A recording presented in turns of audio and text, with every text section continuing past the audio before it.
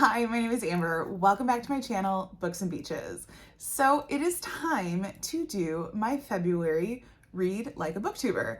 And this February, I actually chose Chloe from Always Booked. And Chloe sent me quite the list of books to choose from.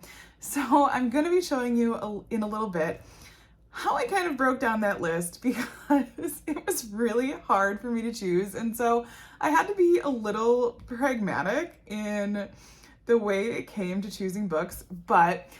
And she actually told me too, when I emailed her about this, that she even went to my Goodreads and did a comparison about how closely we read, and it came out to be like almost like 75% of our books we read similarly, which I thought was pretty cool. And so I really enjoy watching a lot of her videos. Now, she reads probably a lot more middle grade than I do just because she's reading with her kids, which I think is fantastic. So there have been a couple ideas that I wrote down from that, but all of the ideas she gave me for this video were adult. So I'm going to be including a clip that I film from my computer, just showing you kind of how I broke down to make my choice. And then obviously I am going to be, updating you on the book that I choose. Now, oddly enough, this weekend is also the Booktube Besties reading retreat. So tonight that does start. Yep, I'm catching up on this at the end of February. So this will be one of the books that I choose to read during a lot of the reading sprints this weekend. So I am super excited to get started on that book, but I will insert some clips here on how I chose the book and which book I ended up choosing to read like Chloe from Always Booked. All right, so I thought I would walk you through how I set up picking the choice for the books that Chloe suggested to me. So I put together this quick little spreadsheet in my reading challenges spreadsheet that I have for the year. So these are all the different titles that Chloe had for me. And so I put them in here with the author and then where I could get them. So were they available on either Everand or Hoopla, on Kindle Unlimited? And then I was in Everand jail for a while. So where could I get them? When could I get them, etc.? Put in my Goodreads rating, what genre they were, and then actually what Chloe rated them. So I was kind of breaking down things. Now, obviously, I crossed these two off because I couldn't easily get them on apps that I had available to me. And then I kind of just started looking through and what was going to work out for me. And the big thing that I settled on was not only did I look at the Goodreads rating, because that kind of tells us something, but I also really paid attention to what Chloe's rating was. Now, most of these she rated 4.5, which really kind of was a struggle for me. And I started heavily leaning towards 2. And those 2 were Saving Noah by Lucinda Berry and Swear on This Life by Renee Carlino. So I ended up going with Swear on This Life by Renee Carlino just because that was the only one on this list that Chloe officially, according to Goodreads, gave a 5. So I thought that would be a perfect choice. All right, so I am about 26% of the way through the audiobook for Swear on This Life by Renee, I believe it's Carlino. Luckily, I got the audiobook on Hoopla, and I think the ebook was available on Everand, but right now, tonight, the audiobook was just way easier.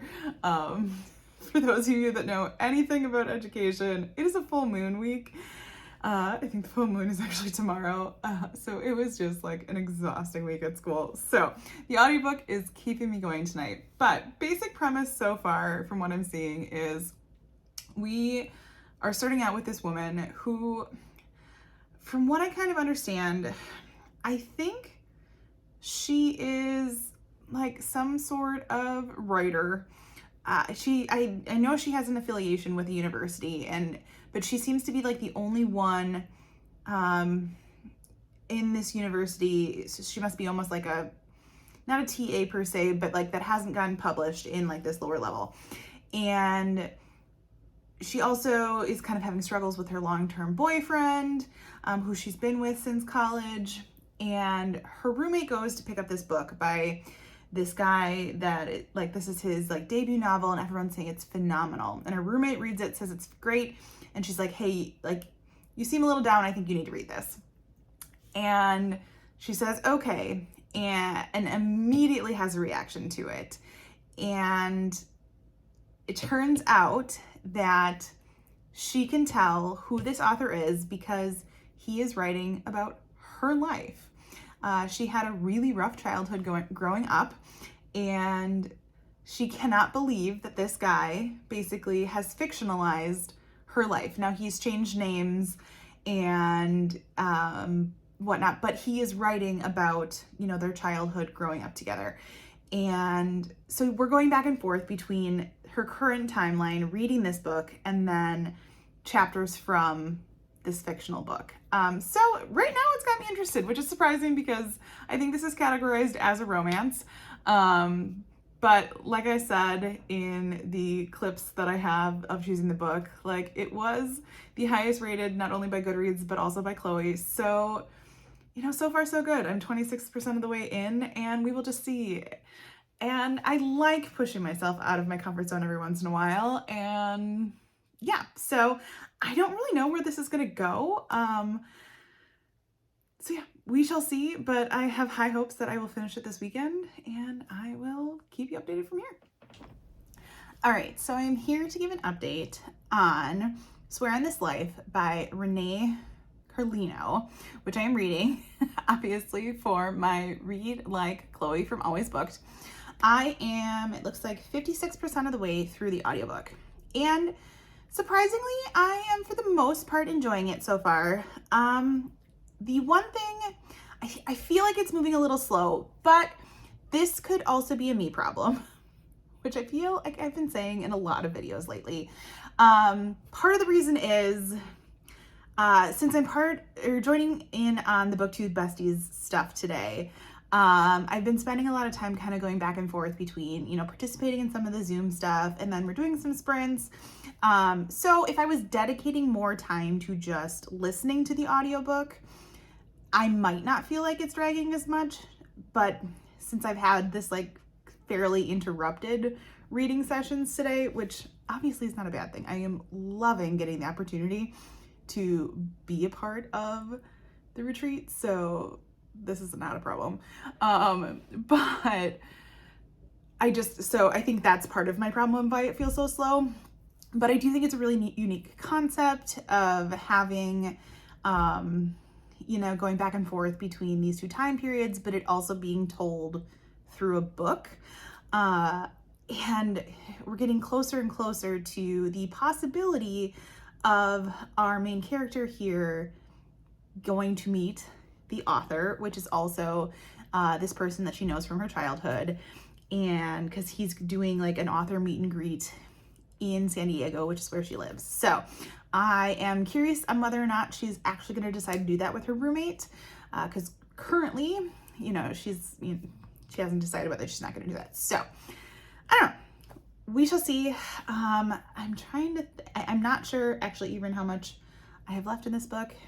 I'm listening on Hoopla, which I actually have not used Hoopla a lot, but I am realizing I need to use it more because there is so much available on Hoopla that I did not realize was there. So, although I did have to look up that Hoopla only allows you to check out 10 titles a month, and right now I'm in Everend jail, so I'm kind of using it to balance that out.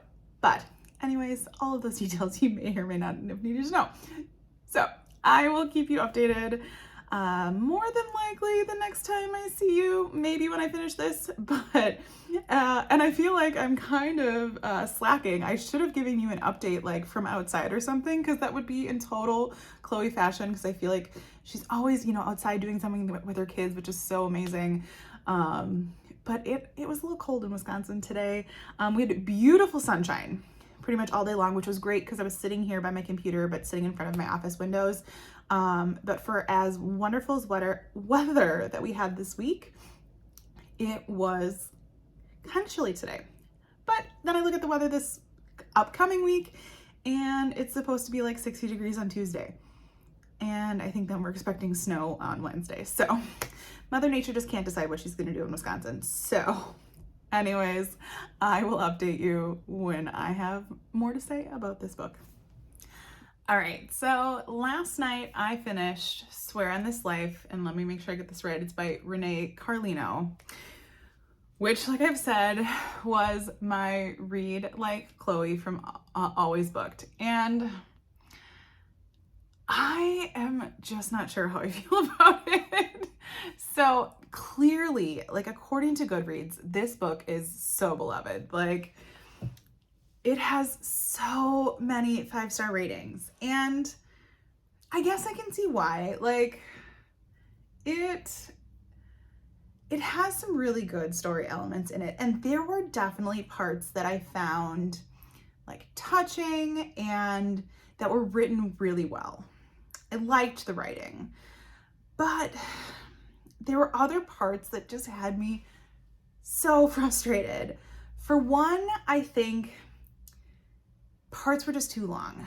I liked the fact that we got glimpses from like the actual book in the story. So this is like a book within a book kind of story. And so I liked that, but there were just like, I think certain characters just felt a little undeveloped to me. I think her boyfriend in the current day timeline just felt a little, I don't want to say cliche, but he just kind of went from like 0 to 100 for me in like a very small amount of time. And there were parts I just wanted to scream at the main character, just like finish the book. It would just solve so much stuff. And I don't know, like it just, I don't know. And I feel like I felt this way about the last book I just read, which you will see in another reading vlog that I don't believe I've posted yet. So I don't want to spoil too much, but so maybe it's me and maybe it is the time, like this reading span of time that I'm in right now. I don't know. So I'm really kind of struggling on where I want to rate this one. I'm probably going to settle on like a 3.5 because there were parts that I enjoyed and there were like parts that I found super touching. I don't know, a few that I don't want to say because I don't want to spoil parts of it. But there were things that I did connect like with the book in the fact that like I can feel for the characters and I understand like why people love it. But at the same time, I don't know, like